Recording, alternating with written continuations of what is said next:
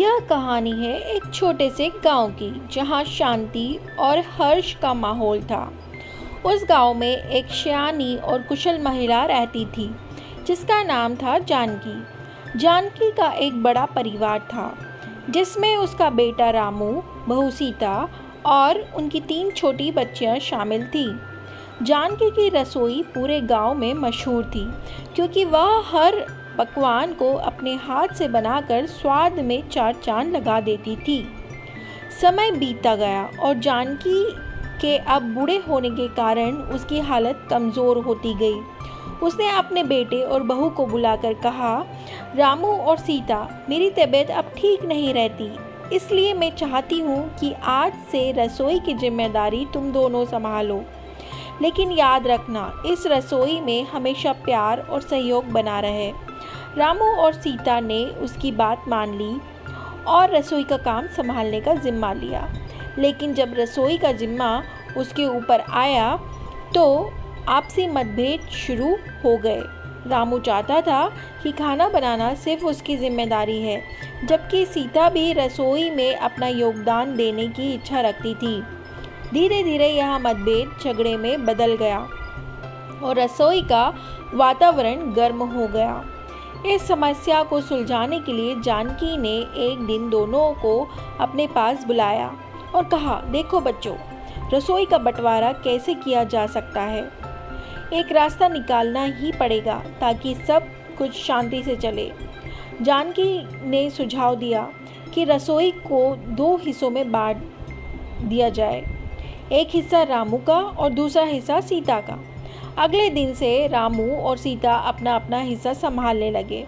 रामू ने अपने हिस्से में अपने तरीके से खाना बनाना शुरू किया, जबकि सीता ने अपने हिस्से में पारंपरिक और स्वादिष्ट रेसिपीज़ के साथ काम शुरू किया। दोनों ने अपना अपना काम बेखूबी निभाया, लेकिन कुछ ही दिनों बाद गांव वालों को यह महसूस हुआ कि अब जानकी के हाथों का वह पुराना स्वाद नहीं आ रहा था। रामू और सीता के बीच की संघर्ष का असर खाने के स्वाद पर पड़ने लगा था। लोगों को धीरे धीरे उस पुराने खाने को याद करने लगे और जानकी से उसके बारे में पूछने लगे।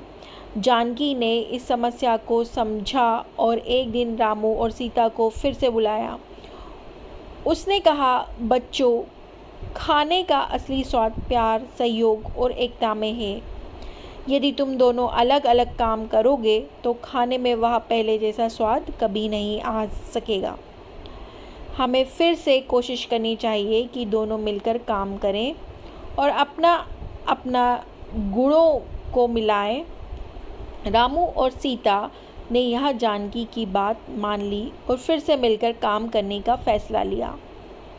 इस बार उन्होंने मिलकर काम किया और योजनाएं बनाईं।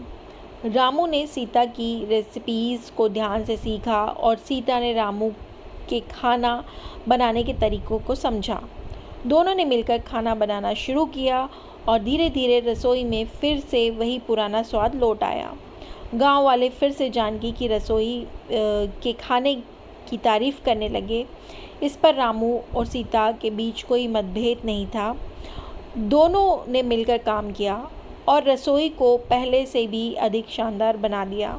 वे समझ गए कि जब तक सहयोग और एकता नहीं होगी, तब तक कोई काम सफल नहीं हो सकता। इस प्रकार रसोई का बंटवारा अब एकता और सहयोग में बदल गया। जानकी के आशीर्वाद और रामू सीता की मेहनत से उनकी रसोई गांव में सबसे प्रसिद्ध रसोई बन गई।